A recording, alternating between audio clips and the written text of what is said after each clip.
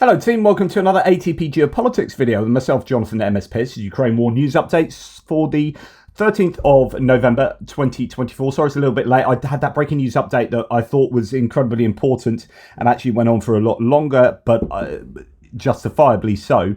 Some insanely important things going on in the US, and that pertains to Ukraine and global geopolitics, of course. Now, we continue a trend that we've seen over the last few days, well, really the last week or more, where we have record-breaking losses in terms of particularly personnel on a 7-day rolling average, and I think 30-day rolling average as well, and also some really high combat asset losses across the categories. If you add them together, really problematic for the Russians. But of course, you know, are they going to keep grinding on those territorial gains? We can see here that we have a record 7-day and 30-day rolling average still for personnel losses, and we also have a record APV 7-day rolling average. So that is, even though 120 APVs is the highest that we've had lost previously, we've only got 81 here was the highest this week, but that's the highest this year, 2024. And actually, when you put that together with all of the losses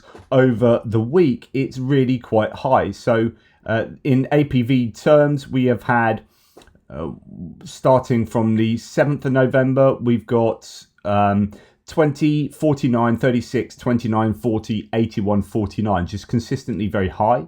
Artillery's been fairly high, but the other huge one is vehicles and fuel tanks. So over the week we had 78, 84, 66, 122, 119, 68 and 96. Today is another very high day there, and I'm absolutely shocked that that is not a 7-day or 30-day rolling average in that category, but it's still incredibly high. In fact, it's very close to being a 30-day rolling average high there. Now, let's go back to the daily figures then. So we have 1,770 personnel lost. That's the second highest number since the beginning of the war.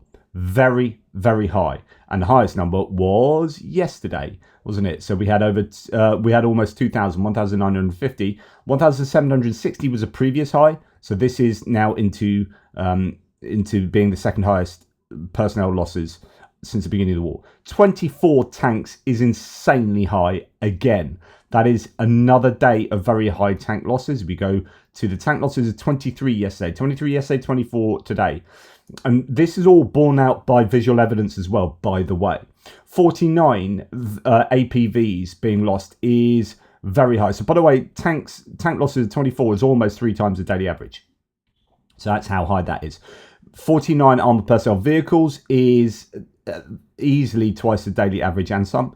56 artillery systems being lost is incredibly high as well. 96 vehicles and fuel tanks is a phenomenal loss number there, showing I think they're using a lot of other vehicles to attack as well, and we'll look in a second at that. And 3 pieces of special equipment. So what can we derive from all the losses? I don't know if Andrew Perpetua has another loss list. I'll have to look at that in a second, or I'll do that as I'm speaking to you. But this is one from yesterday whereby he has totted up the losses, and they are definitely problematic. If I could type, it would help. Yeah, he hasn't done one since here. So we'll look at these ones. So yesterday had the most videos we ever had in a single day. And I think that tells you that there's a lot going on. If there are just more and more videos of things blowing up, so on and so forth, then there is more activity. And if there's more activity, there's more likely higher attrition rates. If there are higher attrition rates, you've got higher numbers in the general staff figures. So it all adds up. You know, general staff are making these claims, and it's definitely at least somewhat confirmed by the evidence that we have access to.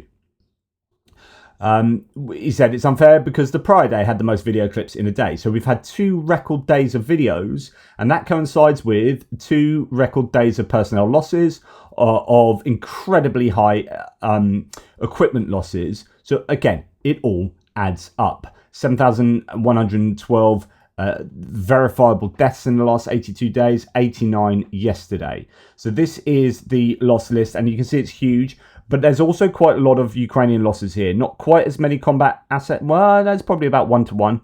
Maybe a couple fewer for the Ukrainians. But yeah, that shows, I think, that the Ukrainians are trying to push back in a number of places as well. Okay, let's look at those Ukrainian losses, see what we can make of the losses. We have some surveillance and comms equipment. Don't worry too much about that. Artillery, AHS Crab and an M109. 5 tanks on the list, including a Leopard 1A5 destroyed by an FPV drone. We are starting to see a few Leopard 1s on these lost lists. 4 out of the 5 destroyed or abandoned, which is a bit of a challenge for the Ukrainians. 100% EIFs, but only 5 of them abandoned or, in the first case, captured. YPL 765 tipped over and was captured. So that is the M113 Dutch upgrade, but still a pretty old bit of kit. APCs. Yeah, by the way, the other infantry fighting vehicles were BMP 1s and 2s. APCs, we have mainly Western provided kit there, entirely actually, and less than 50% destroyed and abandoned, so that's good news there. And MRAPs, well, I've told you before that the Ukrainians use an awful lot more MRAPs than the Russians, and here we can see it's something like 10, maybe 9 MRAPs on the list. 6 of them abandoned or destroyed. They are mainly Cossacks. They're the indigenously produced ones. In fact, out of all of those 9, is it 6 of them are Cossacks by the looks of it, or something like that? Yeah, 6 of them. So there you go. That's the Ukrainian losses. Fairly heavy on the combat asset losses. Quite a few pickup trucks and civilian vehicles thrown in as well. For the Russians, we have a boat thrown in there. Artillery, a Grad P, but otherwise sort of a bit of a mix with quite a few D30s, older towed howitzers. With regard to the tanks, 3 track garden sheds and the rest T-72s or unknown. We have about 9 tanks. No, we have 10 tanks, of which 7 of them are destroyed. 70% destruction rate. Infantry fighting vehicles, there's about 10 there as well, and 8 of them are destroyed or abandoned, so that's an 80% destruction rate. BTR-82s mainly featuring there with a couple of BMP-2s and some APCs. 4/5 of those destroyed or abandoned, so fairly good rates of destruction for that equipment. And then we have trucks, ATVs and civilian vehicles as well thrown in. But in terms of what's visually confirmed, and my guess is that Andrew's going to have a huge list coming out today, or he might be delayed because there's so much to look at. The sense I get from the general staff figures, but also from seeing a lot of the footage myself, or at least some of the footage, is that there's an awful lot of stuff getting blown up, and it's mainly in the Kursk region. So we come on to that. Okay, first of all, there was a report of a helicopter being taken down. When was it? I can't remember now. 7th of November. We're now on the 13th. So 6 days ago, I reported that KF-52 went down. Didn't know where. Now turns out that it was taken down by an FPV drone. So that's at least the second. I mean, there's been damage to other ones as they've been flying, but this is, I think it's the second one that's definitely been downed as a result of FPV drones. Attack helicopters becoming the collateral damage to anti-drone warfare. FPV interceptors are primarily designed and made to kill recon drones and loitering munitions is quite something. I hope that Ukrainians will be able to do this regularly. So the military watch saying that according to Kirill Fedorov, a prominent Russian Telegram channel, the Ka-52 destroyed on the 7th of November was downed by an FPV drone. The phrase, something in Russian there, probably indicates that this happened in the Kursk Oblast. Interesting. So there are an awful lot of drones in the Kursk Oblast, as we know from the huge amounts of footage of things getting blown up. So Ukraine, the Euromaidan press reports that Ukraine's forces are pushing back against Russian assaults as an apocalyptic fight, quote, unfolds in Kursk Oblast. Or Ukrainian brigades are destroying Russian equipment almost as fast as it arrives, creating entire cemeteries of armoured vehicles. If we take nothing else away from this week, it's that it's all happening in Kursk. You've got the North Koreans there. You've got the Russians putting everything they can, 50,000 troops plus, and huge amounts of equipment into Kursk. And the Ukrainians are putting their best teams, their best units in Kursk, and the skies are full of drones. And you've got roads being mined and under fire control of drones, but the Russians are just sending wave after wave after wave. Apparently every 15 minutes there's another wave coming in at certain times, like sort of 5 in a row, and the Ukrainians are doing a really good job of attriting them, but will you get to a point where they just can't cope with the amount that's being thrown at them? But at the same time, the Russians must be expending huge numbers of people and resources in doing that. So Deep State says, Special Kherson Cat, says about today's massive, which is yesterday's massive Russian attacks in the Kursk front, up to 300 Russians were killed or injured. Quote, 5 enemy assaults on Novoivanivka in Kursk region were repulsed. That's where the Ukrainians had actually made some ground, so they counterattacked in Novoivanivka. It was an extremely difficult day near the village of Novoivanivka, where Russians tried to jump into the village and its surroundings 5 times at once. A total of 29 units of armoured vehicles were involved. The first 3 rounds were 7 armoured vehicles each. The remaining 2 were 4 armoured vehicles each. At least 18 of these vehicles out of 29 were destroyed. Doesn't talk about damage there. That's 18 out of 30, 18 out of 29 destroyed. It's difficult to calculate the number of dead and wounded Russians, but the number may reach up to 300 people. Of course, some of them got stuck in landings or escaped. Today was definitely a black day for the Russians. And that was, that was November the 11th, sorry. So that's referring to 2 days ago. So that came out yesterday after my video referring to the day before. Now, this is from yesterday. Once again, Kursk, another repelled meat assault using heavy equipment. For over 3 months, Putin's elite have been smashing against the defenses of the true Cossack elite. Out of 30 vehicles, 10 were destroyed. That's in this case, and there's, that's all on video footage of lots of destroyed vehicles. It's war translated. Here we have another one. It's an 18 plus, so just pause that. 5 Russian columns were devastated one after another in the Kursk zone, as Putin reportedly ordered the recapture of the area by Trump's inauguration on 20th of January 2025. Combined work of several Ukrainian brigades, footage by the 225th Separate Assault Brigade, whose badge I have here on my very messy desk because I need to do more clearing up. It's here somewhere. I'll find it in a second. Anyway, they are doing a tremendous job in that particular area. Here it is, 225th. That was given to Pierre personally, so thank you to Pierre who gave that to me. That badge sits close to me under some stuff there, so I need to put that on my badge place just there on the side of my bookshelf. Anyway, they are doing a really good job in the Kursk region. Good on them. The 810th Marine Brigade, so these are the Russians of the Russian Federation, has taken unimaginable losses in assaults on positions in the Kursk region over the last 5 days. Newly conscripted soldiers thrown into the most dangerous combat positions in Ukraine. The result is obvious from this image, says War Monitor, where you've got those red splodges indicate soldiers who have been taken out, and then you have 4 vehicles there. It looks like there's another vehicle just to the side. It's just there are cemeteries of both people and equipment in the area. And then just finally here on Kursk, no, not finally, there's more to come. A short update about Russian offensive in the Kursk Oblast. So he reported, remember I said yesterday he was telling us about how many bits of kit were destroyed on consecutive days on his flank. On the 12th, there were 3 BTRs, 1 MTLB, 2 trucks with 2 A36s, so those are howitzers, 3 BMP3s and 4 MRAPs. Since the 7th until the 12th, so it's over 5 days, they've lost 77 AFVs. That's just in his area, right? That's what only is visibly confirmed by video. So potentially more, and that's just in that one area. So including the fact that the Russian and Ukrainian mechanized battalions don't have 30 to 40 AFV due to the structure, in general 17 to 24 per battalion, same with tanks, it means that they've lost 3 battalions of armoured fighting vehicles. That's huge for just 5 days. So they're like, as bad as it's going for the Ukrainians, the silver lining is, so the Ukrainians are having a real difficult time outside of Kursk. They're having a difficult time in Kursk, but actually they're treating the Russians at tremendous levels because they've got the best people and best kit up there. Now, this shows that the powers that be have decided that Kursk is far more important than, say, Pokrovsk. And that may well be when it comes to negotiations, etc., etc. Whatever the reasons are, and they will know more than we do, we can just speculate from our armchairs, but they'll have more knowledge than we do. That's what they've decided. Now, you're going to get people complaining down on the Eastern Front. Woe is us. Naturally, of course you are. It's going to be horror for those Ukrainians down there.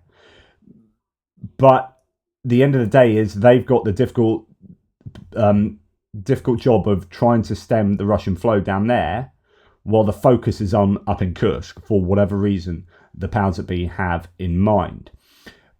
But it's costing the Russians. It is definitely costing the Russians. Mines and drones are doing a tremendous job. Now, here's, I don't know where this is actually, but the reason I've included this is twofold. One, you have a golf buggy. I don't know whether this is an assault, could just be driving randomly.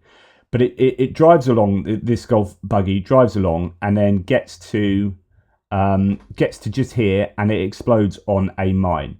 So explodes on a mine right there, and you have an explosion where stuff flies up this high, right, from there all the way up here, so at 30 meters in the air, something like that. It's a huge explosion, and that's after some of it's come down. So there's stuff flying up here. It was a huge explosion, and why I show this is because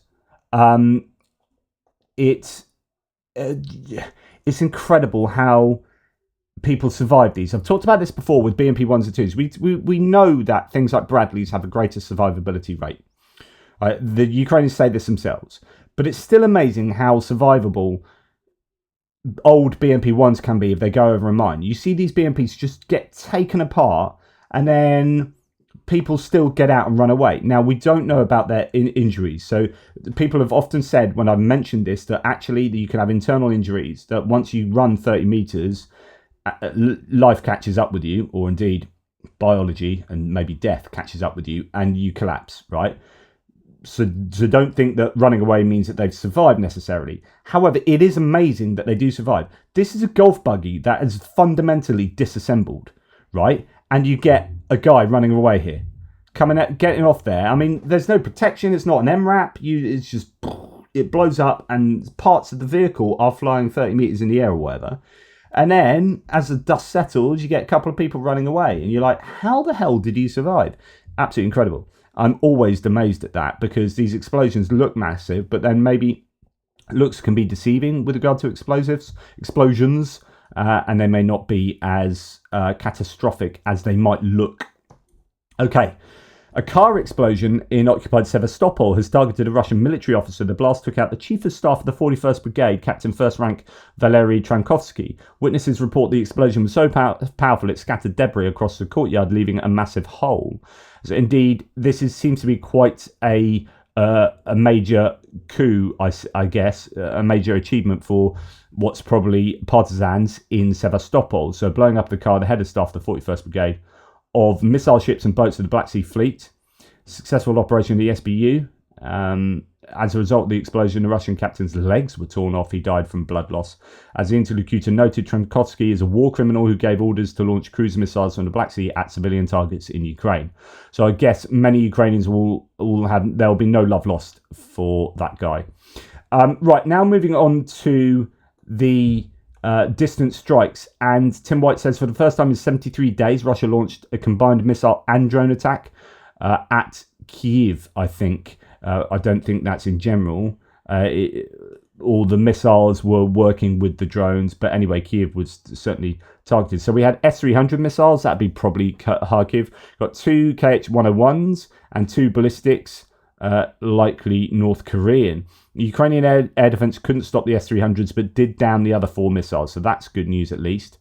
Of the 90 drones, so again, another massive wave of drones, 37 were shot down, 47 stopped by electronic warfare. So electronic warfare consistently now taking out more drones than conventional interceptions. So that is, 70, 84, 2 flew into Belarus, that's 86, 2 still flying, and 2 hit Ukraine. So, yeah, 2, maybe as many as 4 hit Ukraine in the end, but 2 were still flying. But if they got taken out, then only 2 out of 90. So that's really good interception rates. But, of course, still really what we should be looking at are not the number of drones sent in and the number intercepted, but the hits each day. Literally, forget all that. Well done, Ukraine. But 4 hit today, 2 hit yesterday, 6 hit today. And then you get a proper sense of what's getting through and how much damage is potentially being done. Right, in terms of the trajectory, or not so much trajectory, but the route of these drones. For the 4th consecutive day, Russian drones have been flying into Belarus en masse. Reports monitoring group reports monitoring group Belarusian Hejin. Last night, at least 12 drones crossed the Ukraine, from Ukraine, into Belarus, with 2 reportedly lost on Belarusian territory. Belarusian aviation was reportedly deployed. Now, I presume this is from spoofing, and that might be a way, or it might be as a result of fooling these drones that might be using SIM cards, Ukrainian SIM cards, and you use mobile phone masts to triangulate where you are and use that to navigate. And what you can do is change the coding on the masts that then makes the drones think that you're somewhere completely different, and it ends up sending the drones back into, in this case, Belarus, by fooling them. Oh, nothing like lukewarm tea. Right, so anyway, that happened. War Translated says, this morning Kyiv was attacked simultaneously with missiles and drones for the first time. So it was Kyiv in 73 days, according to Kyiv City Military Administration. There's been a double hit in Kharkiv. One of Russia's drones hit near a shopping centre. We talked yesterday about how the Russians are purposefully targeting shopping centres in Kharkiv particularly. The other, an apartment block. 4 people are known to be injured so far. Someone filmed the drones before they hit the city. So there is that. Russia is testing a new Molnier combat drones on Kharkiv civilians. 2 strikes on residential areas injured 3 people, including a 70-year-old woman. These Russian drones, tested on the battlefield since May 2024, now might pose a threat to Ukrainian cities. Chief of the General Staff, Kukula, stated that Poland will not shoot down missiles and drones over Ukraine. Today, our responsibility for protecting the Allied sky is determined by our borders, he added. So, looks like that option is off the table for Ukraine. Poland aren't going to be helping to shoot down projectiles or drones, missiles that fly into Polish airspace. Now, on the other hand, in Penza in Russia, there's maybe a hit on oil tanks, but don't panic and post anything. That's because he's quoting from the Russian translations here going on, saying, don't panic, don't sow information, keep this quiet. But there was a hit on an oil depot, but I think it was minimal damage, if any, sort of burning to the outside of one of the drums there. So Russian media report a drone strike on an oil storage facility in the Penza region. One of the tanks of the Utyos Rozreserva was allegedly damaged. So there you go, just blackened there. I think 3 drones were attacking it and they were shot down. One came down into that big storage drum. Now, previously, so this is from the night before, but Euromaidan Press reported yesterday a drone strike ignites a fire at an oil depot in Belgorod. Additionally, a Russian shade drone hit a residential house in Russia's Belgorod. So, and Russian aircraft accidentally discharged 3 bombs in the region. So I think I reported on one of them yesterday. But anyway, that happened in Belgorod yesterday and the night before. Then yesterday, there were 10 explosions reported in Simferopol, occupied Crimea, reportedly near a gas station. I don't know any further details of this, but this video, and I think another one were doing the rounds yesterday concerning Simferopol in Crimea. Okay, moving on to other bits and pieces then. Reports suggest that Russia may be preparing an assault. Now, I've reported this the last 3 days, but it's still going on. Now, The Economist is reporting on it as a major mainstream outlet, that fighting is already underway in the Zaporizhia region, and that's where the Russians are preparing a large assault. And of course, everything's going on up in Kursk as well. Jay in Kiev is kind of laughing at Maria Zakharova, who is, as the spokesperson for the Russian Foreign Ministry, said that Russia are drawing a red line. So Moscow will regard the permission for Kiev to strike deep into Russian Federation as the entry of NATO countries into a direct armed conflict. So they are claiming that will be a red line, that is war with NATO. If say the US allows Ukraine to strike deep into Russia with, say, Storm Shadows or ATACMS, that's going to be war with NATO. Saber rattling, I personally don't believe it. This was stated by Russian Foreign Ministry spokesperson Maria Zakharova. She said the response will be imminent and devastating to the West. Jay in Kiev is kind of lols. Putin tries his red line nonsense again, even after Ukraine has already occupied a whole 1,000 kilometers of Russian territory for 4 months. Read the room, midget czar. So dismissing that, and I would personally dismiss that. Other people might think, might be people in the incoming Trump administration who might take that seriously. But we have seen 2.5 years of this, and yeah, red lines, schmed lines. is my red lines, is my thoughts on the matter. Right, War Translated says the motto, quote, "We will have more children," seems to have stopped working in Russia. The country will fine 400,000 rubles for promoting childlessness on the internet, in the media, in movies, and in advertising. They are desperate democratically in a whole heap of problems, and that is possibly confirmed by yesterday's news were reported in mainstream media, actually, in Russia, that they might not have 140 million people in Russia. They might only have 90 million people, and then birth rates have completely plummeted. They've lost lots of people to the war. They have lots of people who will be disabled as a result of the war. There's a labour shortage. There's a brain drain. There's people who have fled the country. They need children, and so that's why they've made this kind of ruling that it's illegal to promote childlessness, or even, I guess, deem it as kind of morally neutral is not good enough for them.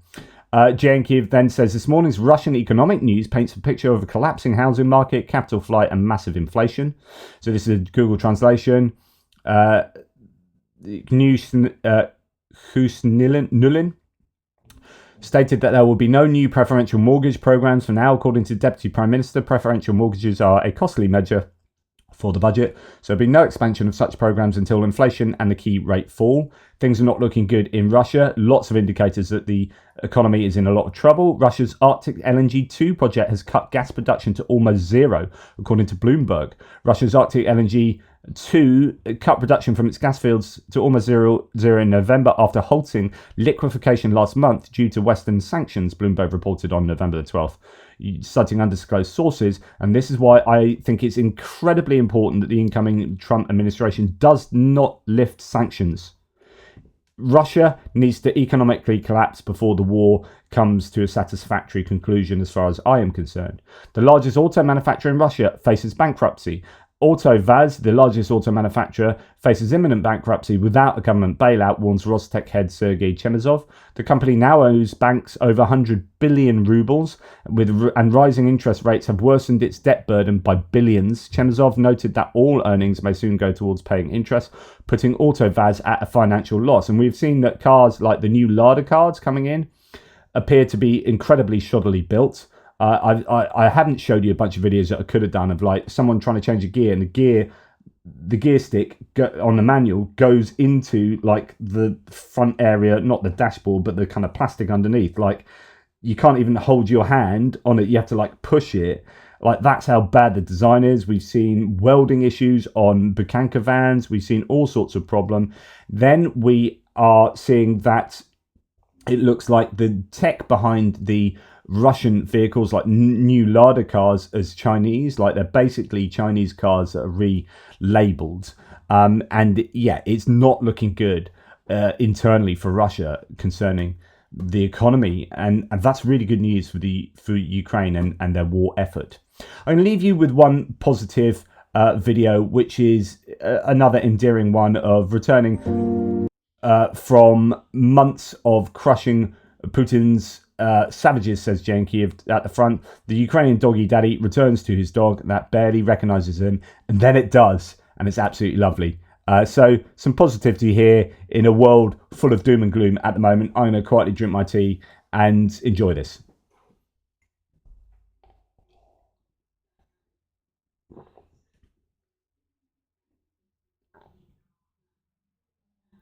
And then it just goes nuts. It's remembered. You've grown a beard. It's beautiful. Look at that. It's absolutely insane. Loving it. So there you go. There's something a little bit more positive for you. You know, that's what this guy's fighting for: family, pets, sovereignty, freedom, culture, everything. There you go. Anyway, thanks for watching, guys. Take care. Speak to you soon.